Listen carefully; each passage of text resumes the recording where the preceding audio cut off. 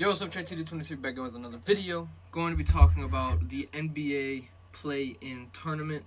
It's going to be happening today, tomorrow, Thursday, Thursday and Friday. Maybe not Thursday, maybe just Friday. Looks like it's going to be Tuesday, Wednesday, and Friday. I think Thursday is a day off or whatever. I don't know. But we're going to be going over the I'm going to be just giving my predictions on the tournament. So tonight we got Celtics and Nets, Clippers and Timberwolves. The Nets and Cavs start in about 45 minutes, so I want to get this video out before it starts. So the Cavaliers and Brooklyn Nets, it's going to be interesting because Jarrett Allen isn't playing, Ben Simmons still isn't playing. It's going to be in Brooklyn, and every single time Kevin Durant has played against the Cavs so far this year, which has been 3 times, he's won every single one of them. The last time I think they played, no, not the last time. When Kevin Durant didn't play, they lost. So I think just because they have Kevin Durant, they got Kyrie, they got Drummond. Hopefully Seth Curry plays, and they got all those other pieces. I think the Nets will take care of it. But I think in the plan it's going to be Nets and Cavs that are making it out, because I just don't see the Hornets or the Hawks beating the Cavs even right now, even with the team that they have right now. And even if the Cavs win, I don't see any of those teams beating the Brooklyn Nets, even in a 1-game series. I don't see any of them overpowering Kevin Durant and Kyrie Irving.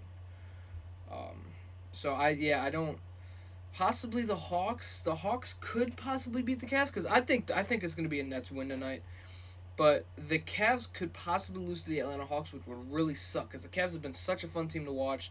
They're a team that I think that can sneak up on teams because of their size, their length, their defense, their shooting, their scoring, like everything, including the Toronto Raptors. The Toronto Raptors are a great team because they don't have anyone.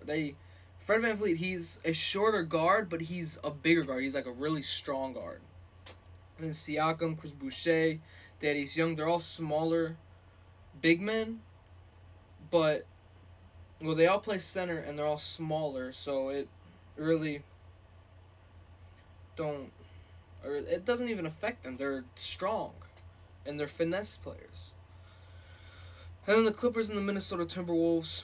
Again, I think it's going to be these two making the playoffs, but I think I'm going to give the edge to the Clippers because they have the best player in this game, which is Paul George.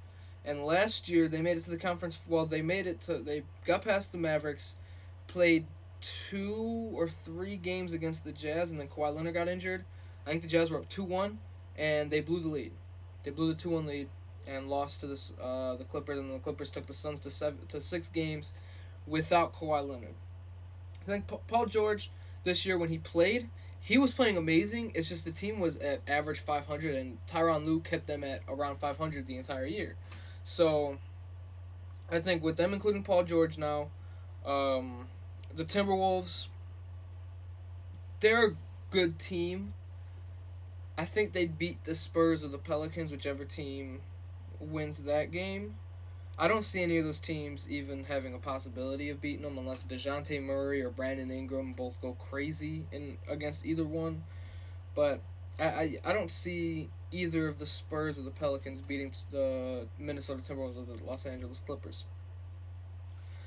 So with that, as soon as the play-in is done, which is going to be Friday, I'm going to make a video talking about my playoff predictions as soon as we know who's going to be in the playoffs.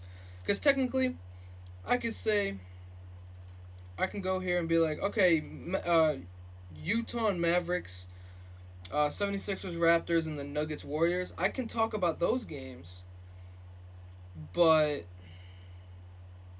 we don't know who plays the Memphis Grizzlies. We don't know who plays the Miami Heat or the Boston Celtics or the Phoenix Suns. We don't know who plays those teams. So it's kind of tough to sorry about that. I don't know who what to really even say about those besides the games that or the series that are happening.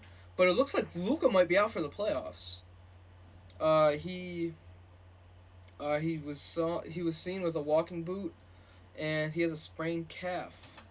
strained calf or a sprained calf. I don't remember which one it was, but he's injured.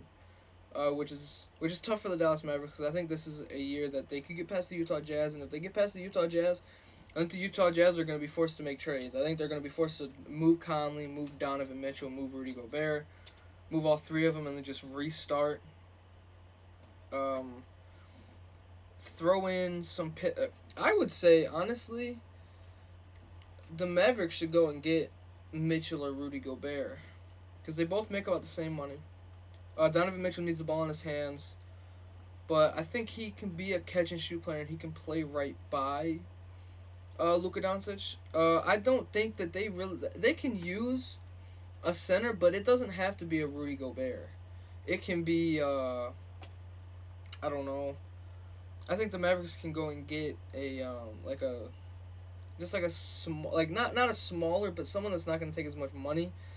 Like you could say like Mitchell Robinson. They can go after Mitchell Robinson. I don't think he's going to be asking for too much money, but I think they can go in restricted free agency and try to get a Mitchell Robinson. I don't think they'd be able to afford DeAndre Ayton, but I think with them getting a Mitchell Robinson, or I don't know if Al Horford's on the last year of his contract, go get an Al Horford that's a little older that's not going to want as much money because he's just coming off of pretty much a max contract for Al Horford. They can go and get someone like that, and that can be their backbone to their defense. Dorian Finney-Smith is a good defender. Donovan Mitchell is a decent defender. He's not a lockdown defender, but he can play defense. And then if you get a Mitchell Robinson or a Mo Bamba or something like that, someone like that with Mo Bamba he can pick and pop. He can hit the mid range. He can play defense. He can rim protect. Mitchell Robinson, he's more of a lob threat. Someone that's going to protect the paint, grab you rebounds, play great rim protecting defense. So I would say one of those two can definitely be a team player that the Dallas Mavericks go after if they can't get Rudy Gobert. But yeah, Luka being out really sucks. Curry might not be able to play game 1 of the playoffs. I'll give you guys my playoff predictions Friday. With the next 3 days, I would say. So tomorrow, which is Wednesday, Thursday, and I think Friday I'm gonna come out with the video. I think tomorrow I'll come out with my predictions for the other 2 games before they start, and then Thursday I'm gonna come out with my final predictions, and then I'm gonna come out with my award. I'm gonna have two videos coming out Thursday. It's going to be my predictions of the final playing game and my predictions to my NBA awards. My MVP, my Rookie of the Year, my Defensive Player of the Year, Coach of the Year, Sixth Man of the Year, Most Improved. And yeah, this is just my predictions to the NBA play-in, the first games of the play-in tonight.